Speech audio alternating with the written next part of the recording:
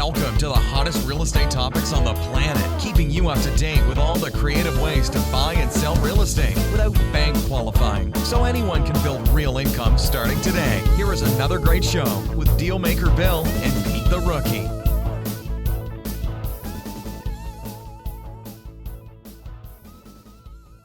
All right, here we are at another episode of Flipping Houses for Rookies. Who's this for, Bill. Peter? This is for rookettes. Rookettes. Okay, tell me. I like girls better than boys. I just do. Oh, well, gee, I wonder why. I don't know. Even when I was a kid, I always wound up in the kitchen with the women talking about food and things instead of the men talking about guns and like sports and like boring things. Okay, Hey, episode 285, is that it? 285. Holy moly. And I got to tell you, for about a week, I got to talk to my coach and the powers to be, but I've been thinking maybe 300 episodes is enough. That's what I've been thinking. Bill, maybe 300 episodes might be where we stop. Bill, But when who you knows? look at the first episode and the current episode and I look visibly older, something's going on. All right. I had hair the first one. Oh, Jesus. Episode number 285. Never revealed to rookies before. Shocking and exciting truth about creative real estate procrastination. Uh-oh. Wait, Gee. can we talk about this later? Gee, About this later. yeah. Gee, I wonder why I'm talking about that the first episode of 2022. Oh, no. Are you going to beat us up about New Year's junk? Nope. Goals and Nope. resolutions? Nope. No? Nope. Not even going to bring it up. The sad truth, Peter. The sad truth. This is the description. The sad truth is that most people spend a majority, if not the entirety, of their lives putting off things that matter most. Even more important, in real estate, procrastination will ruin your life and limit your potential, only because procrastination stops you from achieving goals. You miss the continuous uptick in confidence that comes from making progress. And as we will talk about in this podcast, confidence is a belief in your ability, which results in using your imagination so you can conceptualize and achieve your goals. So procrastination is like a wooden stake in a vampire's heart when it comes to imagining and working on your future. Boy, I got that picture vivid. Good. Wait a second. Yep. So it makes the future you upset with the past you. Then you just stop believing you. And Wait a minute. Do that one again. Yeah. The past you, the current you. Say that one again. yeah, I didn't think you got it because you didn't even comment on it.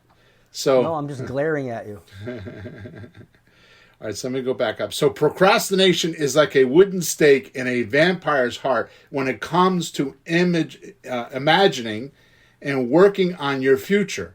It makes the future you upset with the past you.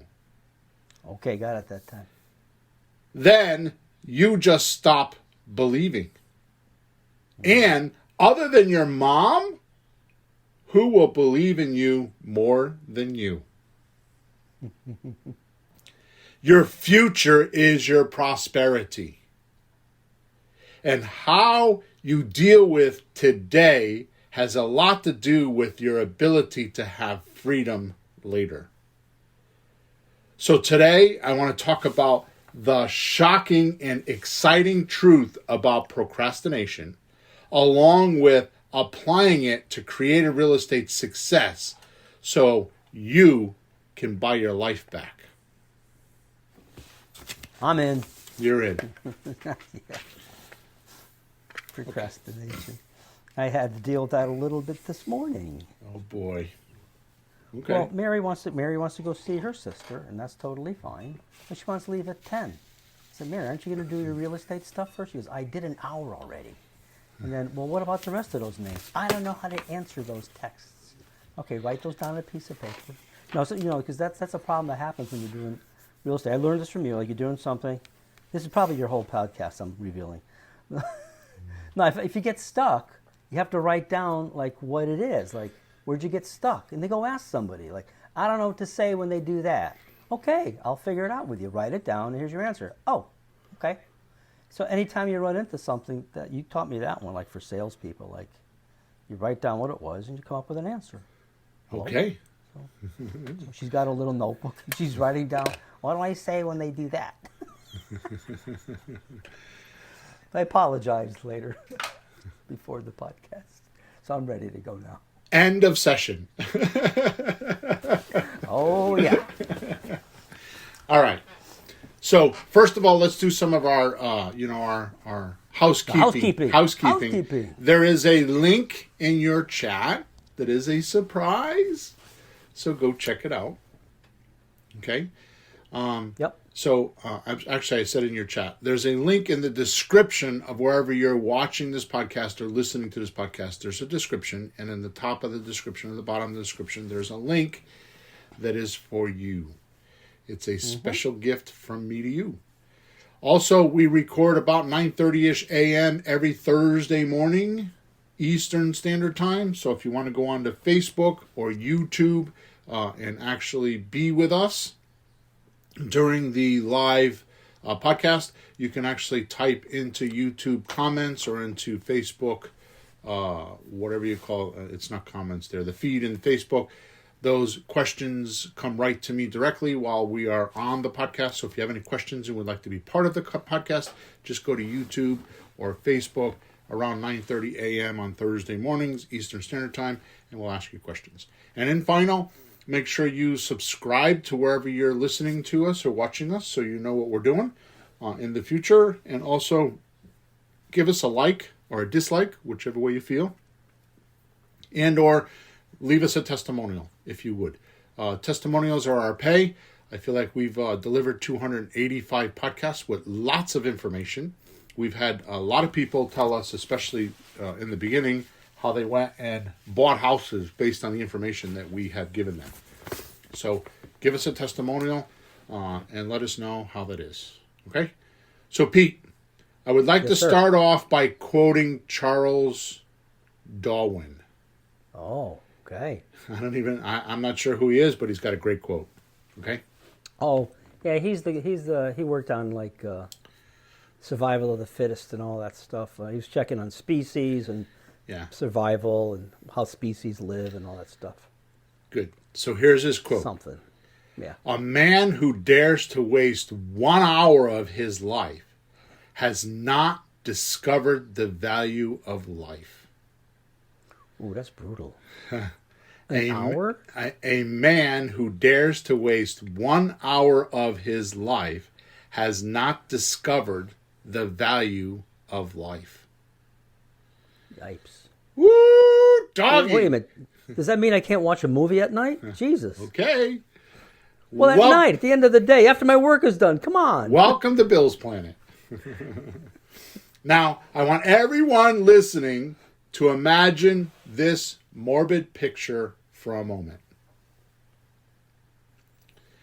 The number one deathbed regret for most people is that they never took steps to do what they truly wanted to do with their lives.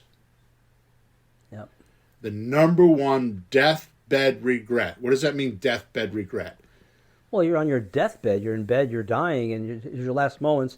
And, when you die, you're supposed to review all the pictures of your life flash by. But before that moment, I'm sure you're thinking about it logically or illogically or emotionally, and you're looking at it. What did I do with my life? Eek. Exactly. It's not the epitome. It is the exact definition of last chance. Yeah. Right? Well, I mean, at that point, I think it's too late. Exactly. Yeah, don't wait till that point, folks. The number one deathbed regret for most people is that they never took steps to do what they truly wanted to do with their lives. Yeah. Instead, they procrastinated when it came to realizing their deepest dreams and settled for less. Yep. Thus, as I said in the podcast description, your future is your prosperity. By the way, Yep. I would like to give full credit to a lot of my material today to Dan Sullivan and Dr. Ben Hardy for their book, Who, Not How. Mm-hmm. It's a great book. You should go to Amazon and you should pick it up. It's called Who, Not How. It is a phenomenal book if you want to get something done. If you're one of those people that want to have you're too busy with bowling and soccer mom stuff, and you think that all your stuff, including your family and all the people in your environment and all the things that are going on, your job and all that stuff is more important than your future prosperity, don't go buy the book. It's not for you. Okay? So, like I said, a lot of today's materials comes from this beautifully written book. It's a phenomenal. It's like a Think and Grow Rich type book. If you're looking, no kidding. if you're looking to like flourish and prosper. But you know what always surprises me and impresses me about those kind of books? Think and Grow Rich. Oh, that's about making money. It's the furthest from the truth. It's about making money. It's about making life, which includes money. But the stories in there, the guidance in there, the wisdom in there is phenomenal. And if you can't read a book, go watch the movie. That's what I want to find. No, really, there's a movie out there. There is now, yeah. There is now. Yeah, on YouTube. On YouTube. Yeah, I keep forgetting to, what do you want to do tonight? Just throw it on Chromecast and put it on the We TV. we should get it. together and do that. We should watch that together. Oh, yeah. I have my TV set up in my dining room now with my big stereo. We can have dinner, watch the movie. I'm in. Popcorn. I'm in. Okay. Peter, when you say something like that completely off script, here's where my mind wanders, and my mind definitely wanders, is be, do, have. Be, do, have. That's an old, I don't even know. It's Asia. It's Asian. I was just going to say Asian Yeah, proverb Asian from philosophy. way, thousands of years ago, be, do, have. So Think and Grow Rich is, rich is have. Yeah. What do you do? But more importantly, what do you have to be? What kind of beingness do you have to act like to do and think, or to do and have being rich? And that's what Think and Grow Rich is for me. It's a beingness shift. It gives you the viewpoint of what wealthy people are being, how they think. My favorite chapter in that book, which I went looking for the other day and couldn't find it, I don't know why, is gratitude. Gratitude is the most powerful tool you can give any business, any human being, any relationship, is just appreciate the other person and their activities. Yep. And I'm really good at it, but lately I haven't been as good at it as if I want, like I used to be. Anyways, okay, so we're going to take the procrastination concept of what most people think about it, and we're going to throw a monkey wrench into everything many people talk about regarding procrastination and how they think of it. Because procrastination is a derogatory negative term in my mind. Yeah. It's not a good thing. And we're going to show you that it's just the opposite. I read a book. I can't remember the name of the book. Obviously, I read way too much. But I read a book one time, some years ago. It was somewhere when I was in the realm of Dan Kennedy's Planet. It might have even been in one of his books. When he was writing his newsletter, it was phenomenal. He has such an insight on life. I remember one of his newsletters, just to give you an idea of what Dan Kennedy was about. He was bitching. It was his January or maybe it was his April version. I don't remember which one it was. He was complaining about how he had to just write a check for his taxes of almost $1 million. Whoa. So that's his taxes. Wow. So there you go. Okay, so he obviously had something everybody want because they threw money at him and he had plenty. Yeah. Okay, but I remember him in one of his books, and I can't remember what it is, so please excuse me for that, talking about the customer that complains. He had a different take on it because most businesses are like, he's a grumpy bastard, blah, blah, blah, right?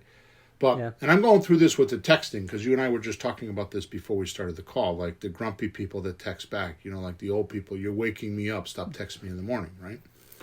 I have this concept in my mind that is from Dan Kennedy that those people are actually, they care about you enough that they're trying to help you change the out point by complaining. In other words, they think what you have is good or they want it and they think it's a potential for you, but they're not receiving it the way they should or want to receive it.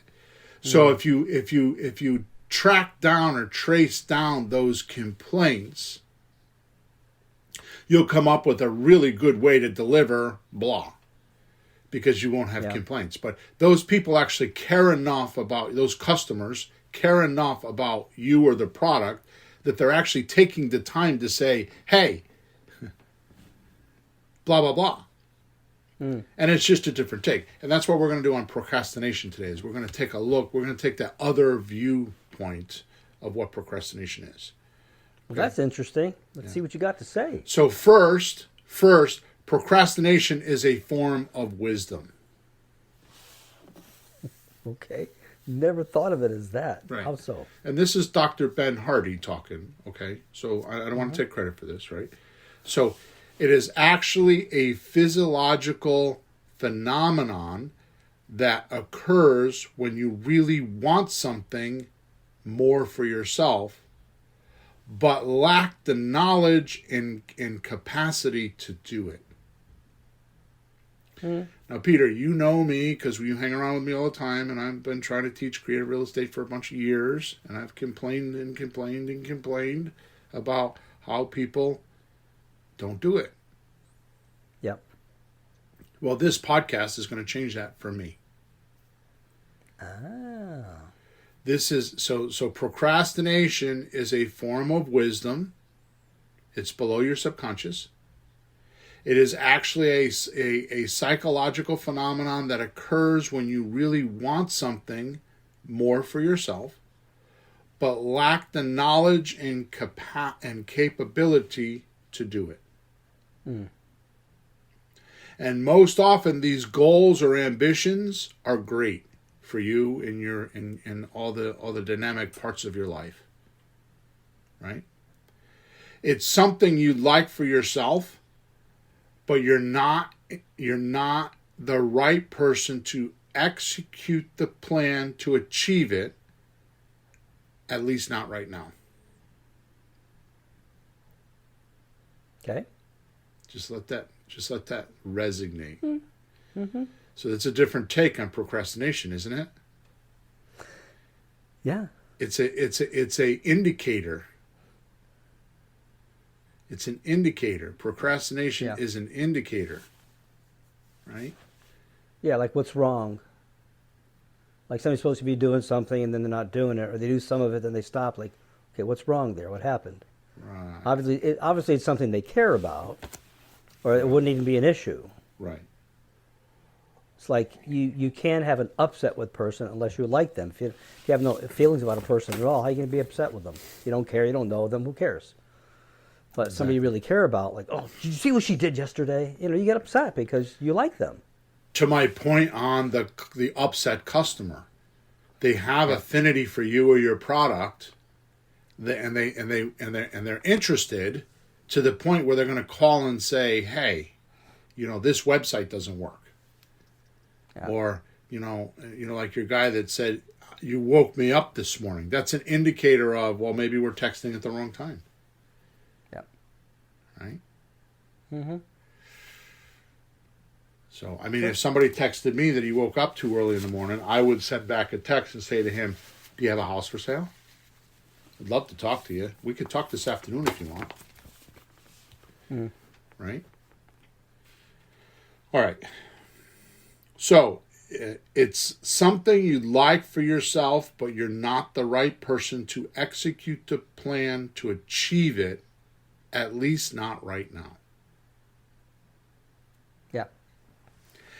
And this is where we talked about in podcast number 284, which is the podcast before this one, how to make more money than your doctor in the next 12 months or less with creative real estate. In that podcast, we asked,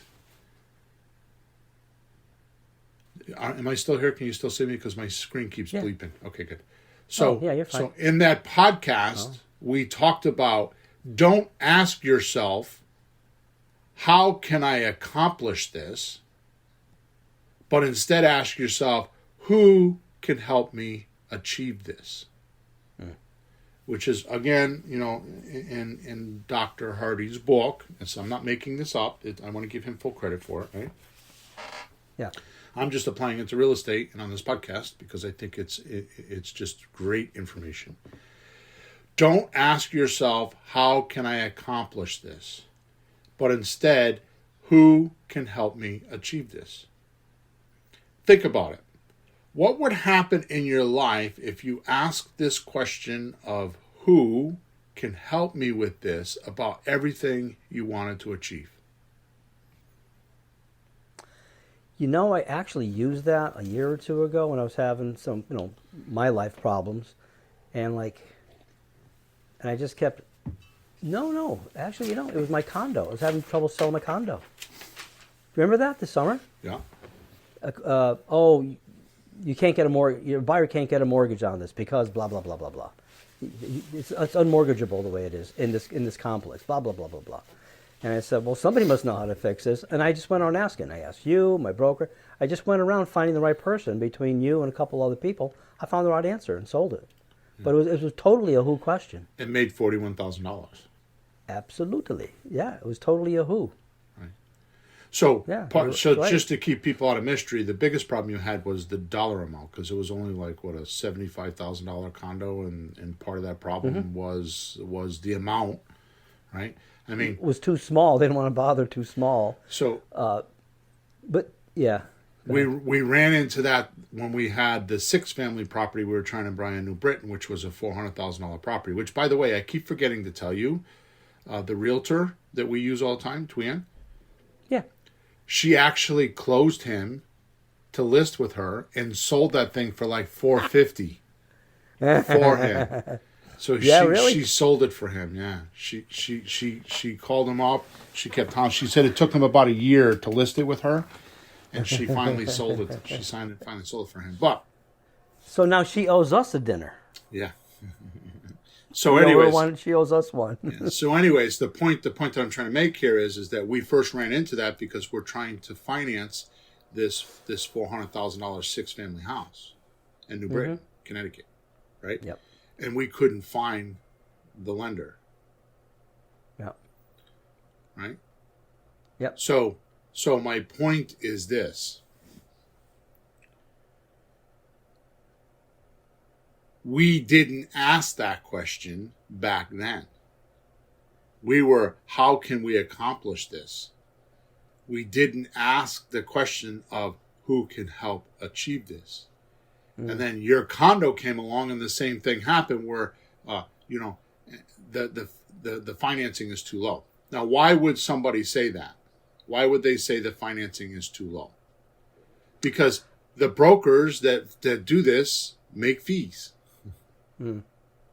So the money guys or the people that connect the money guys to the borrowers make fees.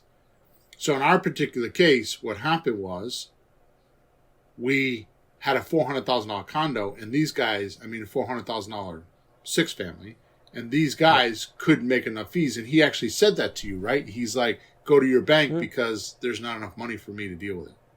Yeah, that's right. Right. Yeah, but all that, it just the answer is the who's. It really is, and I was like, damn it, I'm going to figure this out. I can't. I'm going to find out somebody who could. And there was another glitch that came up, and That turned out fine too. Just found the right guy. Yeah. So Kiyosaki in his first book, I think, Rich Dad, Poor Dad, and I might be wrong because it might be Cash Flow Quadrant, okay? Because I've only really read 2 of his books. I started to read a couple of the other ones, but they got too aloft for me. So it's either in Rich Dad, Poor Dad, or Cash Flow Quadrant. I'm 90 something % sure it's in Rich Dad, Poor Dad. He says if you have a money problem, go find someone else that has a money problem and help them. That, by the way, is a who. Sure. Because you have a money problem, so you're saying, who can help me achieve this money problem? So, by the way, I'll have you know that I took that piece of information to heart, because I had that point, I had a business that I had just shot, and I had like $300,000 worth of debt or $250,000 worth of debt. I immersed myself into a church fundraiser, and we raised something like $750,000 over 7 months and bought a church. That was a deposit. That was a down payment. Yeah. The church was $1.5 million, and then it needs, millions more in renovations. Yep. The reason why that church is actually there right now and actually still fundraising and still there is because I personally read that book from Kiyosaki and learned I have a money problem. How am I going to fix it? I decided to go help other people with money problems. So I started talking to people about their money problems instead of getting donations. And then next thing you know, they started donating because I was helping them with their money problems. Wow. It's the who, not the how. Yep. Okay? Yep.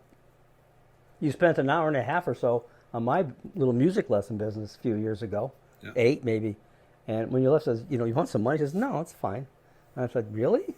And you left. So that was nice. And then, here we are years later helping each other. Right. So you really do this. Yeah. Yeah. So how would your life, how would your goals change if you could find people find the who's that could help you achieve everything you wanted? How would your goals change? How would the procrastination change? I'm getting there in a minute. I'm taking a long way around the block. Now watch this. It's a confidence changer once you align those who's and start getting results from them or with you. Mm-hmm. Right? Yeah, well, it definitely would. Mm-hmm. You start having some successes, your confidence will go up. Just the fact that you found somebody who could help you. I mean, when I sorted out that condo thing, and you helped some, and I kept digging around, you said, try this guy, try that guy, and it worked. It was who's. But once you can do that, you find out, like, wait a minute, if I get in a jam, I just got to find somebody who can help me. I don't have to know the answer. You stop freaking out. Somebody must know the answer. And if nobody does, nobody can solve it, so the hell with it. But you can almost always find somebody to fix it. But I think it goes a little deeper than that for you, Peter, because it wasn't about it. Because I think what you did, and we're going to talk about this in a minute, is you're doing a good job of noticing that. But I think what you're skimming over is the first who. Well, I think you are my first who. Oh, okay, no, I'm not. I'm talking about Well, thank you, but I'm talking about in the condo. So here's what happened. Here's what I see. Okay, So what happened was you found Jim, your buyer, who was a friend of yours, who had a problem. He needed to move out of his place, and he was looking for a rent, and that turned into a conversation. And you realized that if he bought this condo, it would be the greatest good for him in his life and the greatest good for you in your life, because he could buy a condo for $75,000. He was more than qualified financially. And it actually reduced what he was paying for rent, like $300 a month or something like that. And he would own it. Yeah, he's paying less for something that he owned. He went from virtually the ghetto to the countryside in the trees with a swimming pool and turkeys floating around. in quiet, peace and quiet. It was like remarkable. I remember him texting me, because I know him too, when he bought it, the day he bought it, and he was enthralled about how he was on his deck, number one, his little porch on the back of the condo, and right below him was a gas grill that he could cook his steak on. Yep. And pretty much how cheap it was for him. Yeah. Right? So your first who is, who could I sell this to that really want it and could really change their life? So now when you get when you get declined on the money, because you have the right who, it's not like, who can I get to finance this so I can make $41,000? Because you didn't know that at that time. You know you were making money, but you didn't know the amount. Mm-hmm. You know in your mind that it doesn't matter, because sooner or later you're going to sell this thing. You want to sell it, so whether you do it with a realtor or somebody else, somebody's going to buy this thing, because the economy was good, and it wasn't any doubt in your mind of, how am I going to sell this? No, Right? it was a small miracle, because don't forget, I took the summer off. Right. My tenant just left. I'm thinking, do I have to rent this while I'm gone on vacation? Right. I'm not used to doing this that much. I don't want to do that. And So then stop. With that thought, you found who can buy it from you, which was Jim. So that was your first, not how, but who, because you're saying, how do I do this? Wouldn't work. Like, how do I rent this for the summer and go away and, got all that stuff going in your head. That's right. Instead, you found a who. Oh, Jim could, oh my God, you're looking for a place to live? Oh my, blah, blah, blah, blah, blah. Yeah. Right? Yep. And then once you're sold on this is the best for him, now you push even harder for the who on the financing. Yeah. Right? Okay. So we're beating that to death. So but it was whose. Yeah. I mean, you can have a thought in your head floating around, but it gets solved by whose. Yep. Exactly right. How would your goals change if you could find people or whose that could help you achieve everything you wanted? It's a confidence changer once you align these whos and start getting results with you. Instead, what happens is this natural law is violated. Okay? Here's what happens. If you have enough money to solve your problem, you don't have a problem.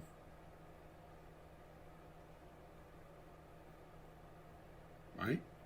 Mm-hmm. That happens with me in my coaching. If they have enough money to solve their problem and hire a who or hire someone like me or somebody else, they don't have a problem. Mm-hmm. If they don't have the money to hire somebody like me, or they're cheap, or they don't want to spend the money, or they don't see the value in it, then they fall into, how can I accomplish this? And they don't have a who. Yep. Until you learn about Jim Camp's book called No, the Only Negotiating System You Need for Work or Home. Now watch this. This is where we're going to get into meat potatoes. Where he says, and I'm quoting him, in any negotiation, your mission and purpose must be rooted in the world of the other side. Any negotiation, right? In any negotiation, your mission and purpose must be rooted in the world of the other side. The other person, the other guy. Now watch this. And of course, the other side to us is our seller when acquiring property, or our buyer when selling property. Right. Then he goes on to say, Jim Camp goes on to say, mission and purpose creates, guides, and enhances vision. The vision of the other side drives the effect decision-making that leads to agreements. Boy, you might need to repeat those. That's really lofty. So he says the first one is, in any negotiation, your mission and purpose must be rooted in the world of the other side. That makes sense.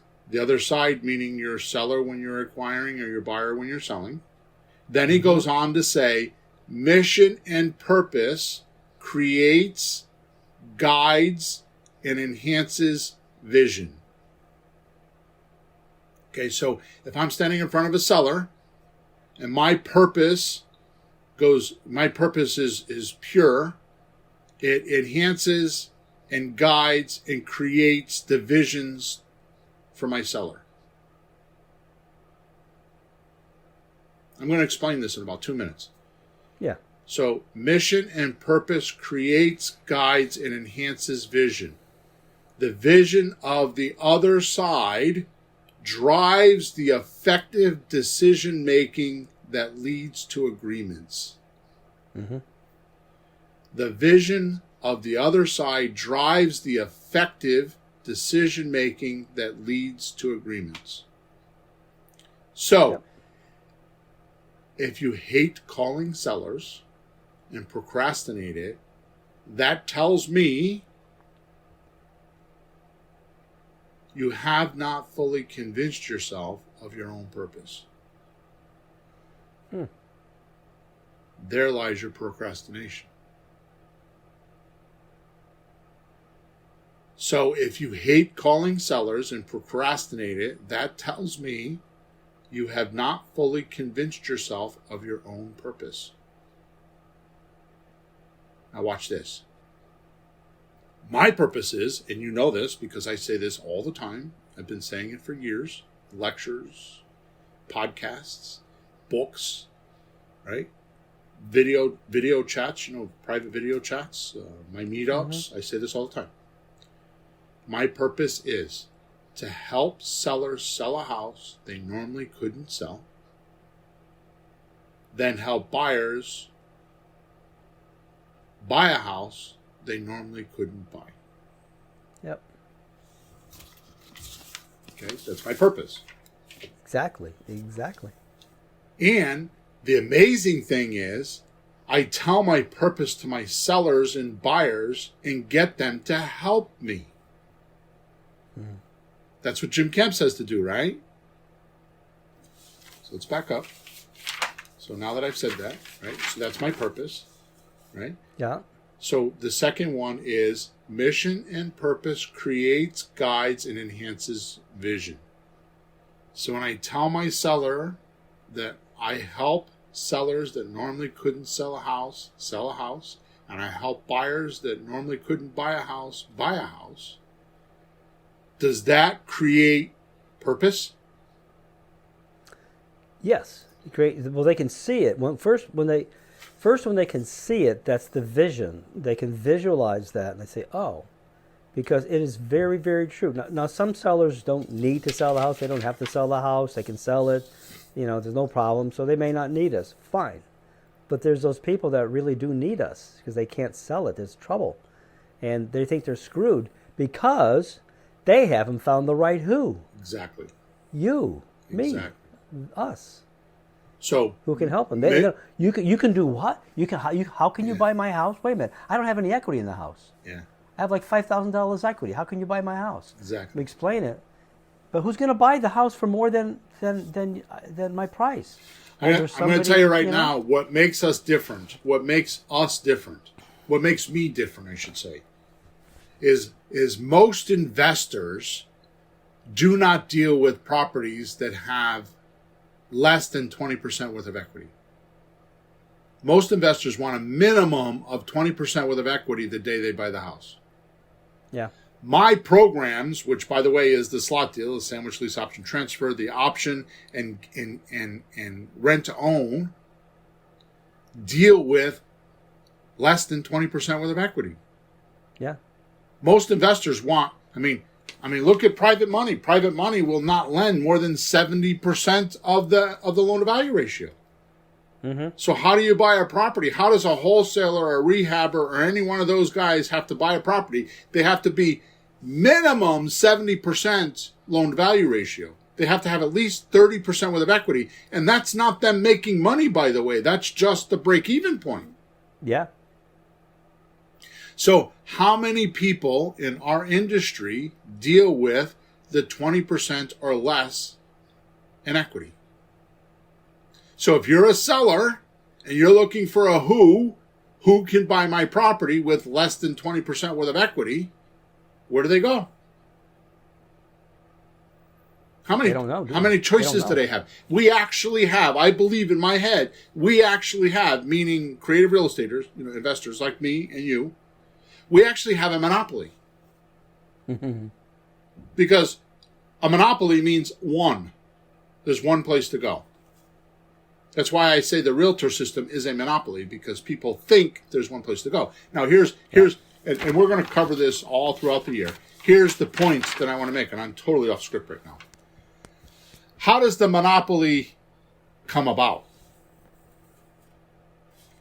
Is there really only one way to sell a house? No. And we know that. It's perception. People perceive that's the only way. It's what they think. It's herd mentality. It's the lack of digging for or finding a who that can help them. Yeah. That's what makes us stand out from being creative real estate investors. Is we work in the less than 20% worth of equity, and we make money doing it. We make more money doing it than the wholesalers. Mm-hmm. So they're buying a house with 60% worth of equity. I'm telling you that if you do what you'll make more money with less than 20% worth of equity. First of all, there's more people that will do it. And second of all, it's easier to do. Yeah. So you could do it just in pure volume. Right? That's right. Okay. So what I'm saying is that the amazing thing by telling your seller or your buyer your purpose, right? That's your mission. Your mission and purpose creates, guides, and enhances vision. Peter, how many times have you been with me or been on the phone or listened to one of my recordings and I tell my seller that I'm trying to acquire a property from, well, here's what I specialize in. I specialize in selling to buyers that don't qualify for bank mortgages. Did you know 81% of the population, pre-COVID, I don't know what it is after COVID, we haven't figured that out yet. 81% of the population looking to buy a house does not qualify for a mortgage, for a bank mortgage, but they still want a house? So what we do is we tap into that 81%, not the 19% the realtor taps into that can qualify, because there's too much competition there. I mean, think about it. That's supply and demand, right? It's like you got one house and 20 people wanting to buy it. Price goes up, right? Mm-hmm. But what happens if you go the other way around? Right? You got 20 houses and one person to buy it. What happens now? Right? Changes the supply and demand. So we tell our sellers, we're going to tap into that 81% and we're going to help them buy a house they normally wouldn't be able to buy. And almost, probably 90-something percentile range, almost every time, what do they say, Peter?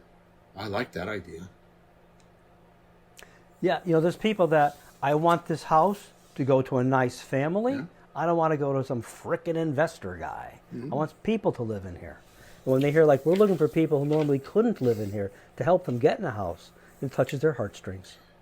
And here's the tipping point. We call this the tell sign, like in poker. You have tell signs, right? The tell sign is this. Are you one of those flipping guys? That's the tell. If they say that, then you have someone that you need to talk about. Oh, no. Actually, and this is the response to that question. Are you one of those flipping guys? Oh, no. Actually, what I do is I sell houses on rent-to-owns to my buyers that normally couldn't buy a property. Did you know that 81% of the people looking for properties don't bank qualify? And I like to help that person that doesn't qualify for a mortgage. We put them in the house. They take all the responsibilities of the landlording. They cut the grass, they plow the snow, they fix the toilet, because they own the house temporarily until we can get them approved. And we have professionals that help them get approved for a mortgage. So once they get their new mortgage, we cash out our seller. Now, what kind of answer is that when somebody said, are you one of those flippers? Mm-hmm. Oh, God, no. Don't compare me to those people. Oh, no. I just, by my little description, which, by the way, if you're listening to this recording, you should probably write that down. Stop the recording, and you should probably write down what I just said, because that is a classic script of what I would help one of my coaching clients with. Now, you should practice that for your slightly long elevator pitch. Right? Because exactly of what I'm talking about in today. Now, why are we talking about this with procrastination? I'm going to get to that in a minute. But Jim Camp said in his book, No, mission and purpose creates, guides, and enhances vision. The vision of the other side drives the effective decision-making that leads to an agreement. So your job as an investor is to create those visions. And how do you do that? A stealthy purpose that is the greatest good for the greatest amount involved. It comes natural. And the amazing thing is I tell my purpose to my sellers and buyers and get them to help me. They become my who can help me's. So procrastination is a very powerful signal telling you that it's time to get another who involved, or you're stuck and need help. Question is, will you find that help or just sit by yourself? For most people, procrastination never leads to creating or a desired result. Instead, it leads to inaction, regret, and frustration. And once you are there, it's a lack of doingness, a lack of progress, a lack of confidence, and or ambition is lost altogether. If you just change your point of view from how can I accomplish this to who can help me achieve this, things will change. Right? Yep. How do I do this costs a lot of time. How do I do this costs you a lot of time. And, yeah, it can. And slow the process quickly. And land with failed purposes. Yeah, there's a point when you're going along with a problem. I mean, everybody knows this, but just think about it for a second. You're going along, there's a point where you go, I give up. Right? Going along like, I want you to demonstrate that at me for 1 minute. I want to read one more sentence, and then I'm going to ask you to do something for me, okay? Okay. Which I had no idea I was going to do until just now. Finding a who is instantaneous when done correctly, and gets desired results quickly. Creators don't complain. And complainers don't create. Oh my God. Boy, if I don't remember that, remind me later. That's good. Complainers don't create, and creators don't complain. It's awesome. No, creators don't complain. Is that what you said? Yeah. Complainers don't complain. Creators don't complain, and complainers don't create. Yep. Yeah, that is so good. Dr. Hardy, that's Dr. Hardy. All right, so Peter, here's what I want you to do for me, because this ties in. So if you've listened to past podcasts, I'm gonna put this together in a nice little bow for you right now. And I'm going to explain to you Bill and Pete's Planet. If you have a misunderstood word, you go blank right after that. Read Sean Cloudon's book, The Power of Words. It explains it all. The Power of Words. Go look it up on Google. On Amazon. I think it's like a $14 book. It will change your life. So what I would like for you to do, Peter, is you do the drill, because I can't remember the last word, but do the drill of drawing a picture. Oh, okay. Okay, so just do that. Do that right now in the next couple of minutes. So here's what I want people to do. I want you to, if you can, or in your mind, do this while you're listening. Yeah, get paper and pencil if you can. Otherwise, just visualize it. It's not hard. Go for it. Okay, so here's what happens. So imagine a simple house, like you're 8 years old. So we're going to draw a picture of this. Yeah. Okay. Yeah. So visualize in your mind, or piece of paper, pencil, pen. So just draw a picture of a house. Take 10 seconds. The sides, the roof, put a door, stick a window, put a chimney if you want. Real simple. You can do that. All right, now put a little tree next to the house. A little trunk, a couple of branches. Good. A couple more branches. You're done. All right. Put the sun in the sky off to the side. And then put a couple little birds floating. The little two squiggles. It's a seagull. Squiggle, squiggle. There you go. See, it's not hard. Clouds. All right, now, a couple of clouds. There's little puffy, pretty little clouds. And a driveway. Yes, you can have a driveway, but that's all. Now we're going to get to the punchline. So you can do all those, no problem, right? Okay, now off to the other side, where there's a little space on your memory sheet in your head or the piece of paper, draw a dub. Crickets. Come on, draw a dub. Stop staring at the paper and staring at the sky. Why do you feel so blank right now? Draw a dub. Stop goofing off. Are you paying attention? Class, pay attention. I asked you to do something. You're being disobedient. I'm going to tell the principal. The classroom is being very disobedient, not obeying the teacher. You get yelled at in school if you don't do this. All right, problem is you don't know what a dub is. So, if you look at a dictionary, you won't find it. You got to get a big one, and you find out that it's a little older of a word that we use on purpose just to make the point. And it's just Old English for a little pond or kind of big puddle. So a dub is a little pond or a big kind of puddle. So now draw a dub off to the side of your house because it's just a pond or a nice puddle. Now you can do it. So what Peter just described to you is a vast majority of how people run into procrastination.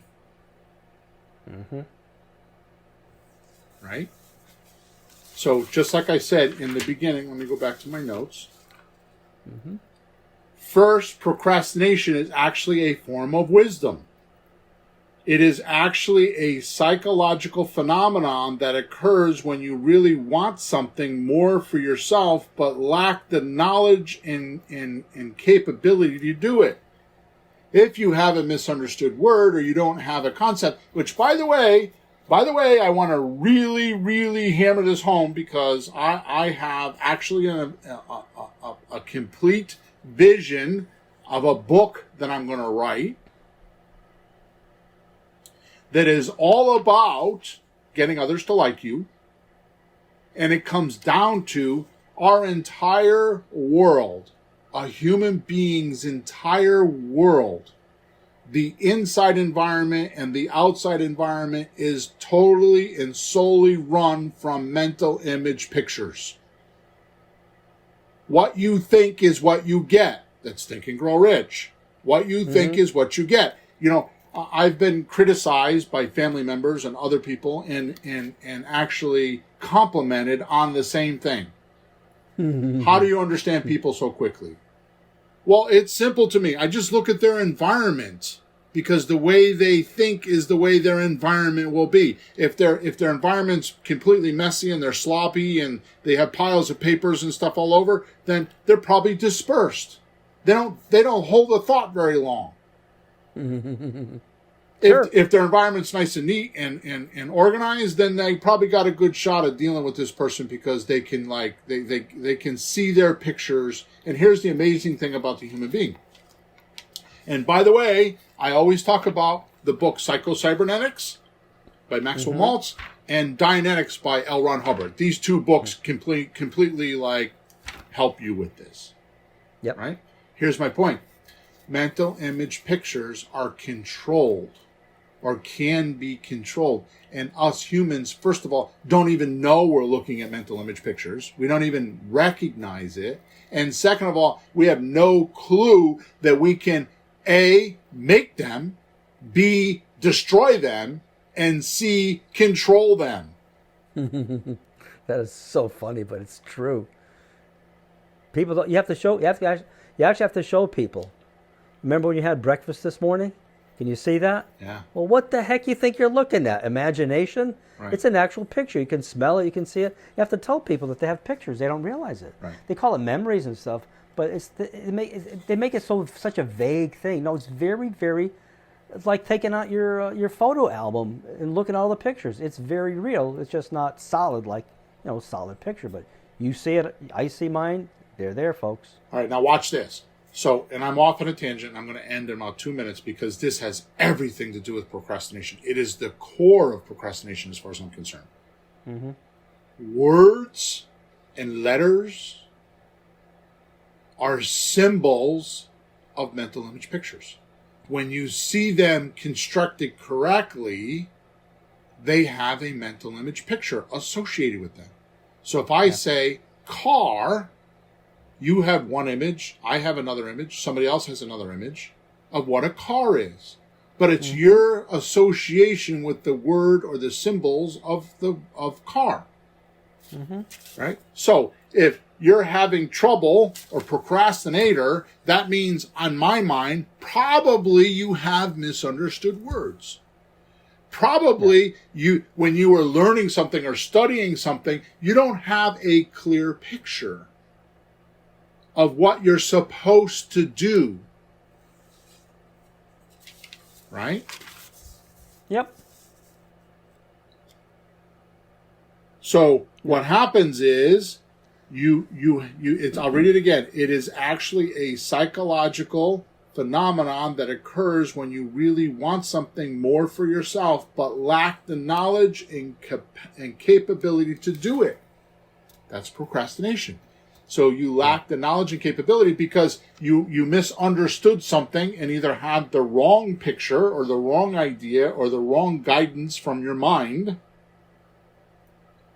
or you don't have it at all. It's vague, and you don't even know that your mental image picture is A, there, and B, that it's a bad picture. That it's a bad experience. I mean, Peter, look at the world of psychology. The whole subject, the whole thing that's been around for 100 years, which is not helpful as far as I'm concerned, psychology, because it's all about Freudian viewpoint, which is related to sex and your mother. Right? So basically what's happening is because of your experience. So I happen to like sex. I think it's a good thing. But some people don't like sex. They think it's bad. And what's the difference? It was their experience and their mental image pictures that they stored when they had it the first time. Like a child that got raped by their father. That's not a good experience. They're not going to like sex. Yep. Right? So my experience, so everybody has different experiences, like the first time I bought a house was a pleasurable experience. I know students, the first time they bought a house, it was horrible because they made so many mistakes, they would never do it again. Yeah. Right? Now, pay attention to what I'm going to tell you because this is the punchline. If it's not misunderstood words or things that your mental image pictures are off, then it's a lack of purpose or a lack of goals. You don't have a clarity of your purpose and goals. Or it comes first. You have a clarity of your purpose and goals, and then you have misunderstood words on how to get there. What you have to do to get that. between those two, you juggernaut between those two mental image pictures, and I'm on a total soapbox right now. If you juggernaut between those two pictures, you will find discrepancies. You will find there's something wrong that caused the lack of knowledge that is not getting you to go forward, which is what we call procrastination. Yep. There's one other small thing that's kind of an assumption, I believe, on your part, that you have to have the correct information in the first place. Yep. Because it says you have to have the knowledge. So if you don't understand it, you're kind of screwed, but you have to have it. As an instructor, I make sure people are understanding what they're reading. But if I look at the material and it's not the whole story, I go, oh, there's another piece over here. Get them a page from another book. Here's the rest of the story.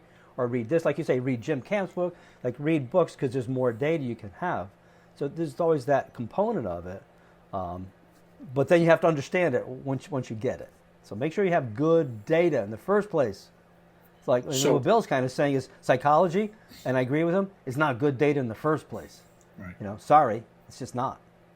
Well, point of that is that, and just to be clear about why I would say it, I'm not sure why you would, but just for my own. Yeah, we all have our reasons. Yeah. So my point is that if somebody's on a medication, like if I go to the doctor and have a flu, I had COVID and almost died. Within 5 weeks, I had enough medicine, and I recovered, that I'm completely normal and I'm here and I feel better than I did before I had COVID. Why would a psychologist keep you on medicine for 20 years?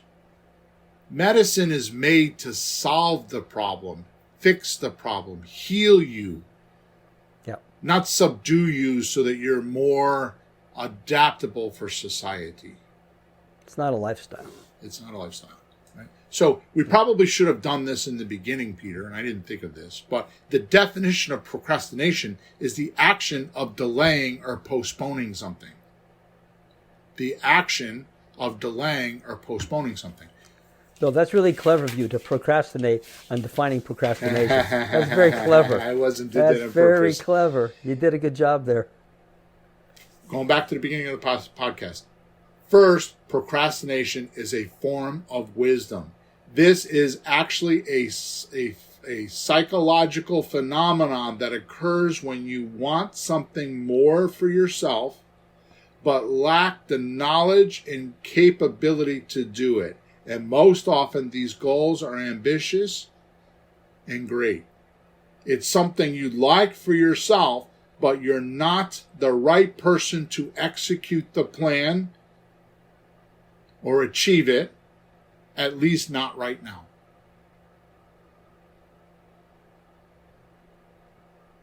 So the wisdom here is when you're procrastinating, you have a misunderstood word, as far as I'm concerned. To your point, or if you understand the words, the technology you're using isn't applicable. It's not a solution, right? Or your purpose is unclear, and it's too greedy or needy. I need to make money so I can support my family is not what somebody would want to give you money for. Yeah, that's your problem. It's not their problem. Right? I'm pretty sure we all start off like what I want, for me. Fine. But as soon as there's another person in the room, you better think about what they want. Right. Hello? Right. I mean, it's your spouse, right? I mean, why does your spouse stay with you for any length of time? Because they get something out of it. Yeah, I'm rich. Yeah. Exactly. Peter. No, we help each other, I think that's the reason that people get together in the first place. Why do most elderly people tell you in their life? My mother and father are married 60 years. You know how my mother describes my father and my father describes my mother? How? As a companion. Huh. Why is that? Because they each get something from one another that they feel confident about. Yeah. Right? Procrastination is a telltale, as if you were playing poker, that you got a hand, you got a full boat hand, and you don't know what to do with it.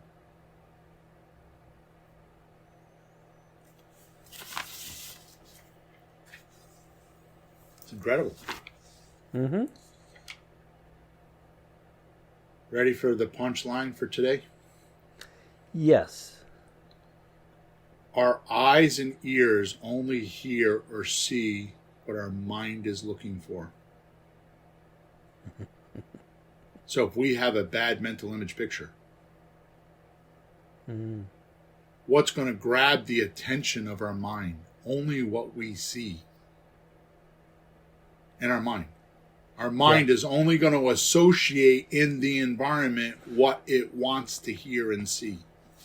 Everything else it passes over. To me, that's the definition of lucky. Why are you lucky? Well, I decided that, I want to, I want to have a better relationship. So I decided I want to have a better relationship. And all of a sudden I'm at the grocery store and I see this magazine that says, go to this website to find better relationships. Yeah. Oh, I'm lucky I found that. Right? People say, but you're looking for it. People say, I'm lucky with my deals. Oh, you're lucky. Bill's lucky. He gets these deals and he makes $80, $90, $100,000 per deal. No, it's because my purpose and my visions are clear. I know what I want. My mental image pictures are controlled by me. They're not controlled by somebody else. Right? But I remember the day we're driving down the road and you wanted to launch your boat somewhere. And you keep seeing boat. Look, Pete, there's a boat launch over there. I said, what? Yeah. What boat launch? Yeah. And I go, hey, Bill, look, there's a guitar store over there. Yeah. That actually happened. Exactly right. So here's my point. Here's the punchline of today. Change your mind and start finding who can help you invent your past, present, and future. Because after today, it's past. Yeah. Then tomorrow, it's present. And the next day, it's future. So every moment of every part of your day is past, present, and future. Remember I said in the beginning of the podcast, I said, the future you may not like the past you. Yeah. Right? So, Rich Dad, Poor Dad, and Think and Grow Rich, these books talk about, Napoleon Hill does a phenomenal job of talking about the mastermind. Mm-hmm. What is the mastermind? It's like-minded people that work together. Hello? Those are who's. Uh-huh. Right? You, myself, and our friend Carol are three people right now looking to launch a mission to help our society in a big way. And I put it together. I'm not bragging, but I put it together. Why did I do that? Because of the way you think, the way she thinks, and because of your ability as a who, her ability as a who, and my ability as a who. And we put the three of them together, and it's incredible what we're going to do. You will read about it in newspapers, if you read newspapers. Right? So change your mind and start finding who can help you create and invent your past, present, and future. And like I said in the last podcast, you can have everything you love in life as long as you give up what you hate.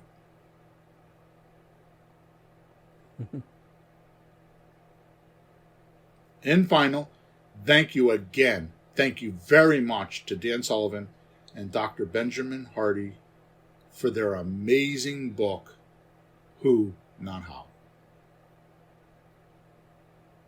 Because it's an incredible book and you should go read it. Unless, of course, you don't want to change your life or do anything about real estate. And also, I want to put out a big fat thank you to Jim Camp, who is no longer alive, with his book, No. You know, how you can, what is it? The whole thing? No, the only negotiating system you need for work and home. And if you don't think you need to negotiate, I beg you to go talk to your spouse about what they want for dinner tonight. That's a hard one. Okay? Peter, I hope I delivered in exchange and abundance with my procrastination today. I hope that people will have the new way to look at this, right? Which is, what are the words I use? The shocking truth, the shocking and exciting truth about procrastination. Well, once again, you did it where most things are considered problems. Of course, procrastination can be considered a problem. But how about if you take it from a problem to a tool and learn how to do something with it and turn it around for your benefit? Yeah. Don't just complain about it. Just don't be upset about it. Argue with each other about it. Oh, you procrastinate too much. Use it as a tool to turn it around and make some success from it. That's what I got out of today. Nice. Cool. Make sure you go into the chat, or not the chat, I keep saying that, into the description of where you watch this or listen to this podcast. There is an amazing link in there for you that has everything to do with what we talked about today. Also, make sure you subscribe or you like or dislike us. And if you have time, please leave a testimonial. You can go to Flipping Houses for Rookies, top right-hand side of the page, and hit testimonial and let people know what we're talking about. Okay? I promise you, it is at podcast number 285. Things are going to change. I have decided that in 2022, giving you free information is an injustice. So things are going to change. I'll just say that. You'll hear about it over the next couple of podcasts. Okay? Have a great day. Over and out.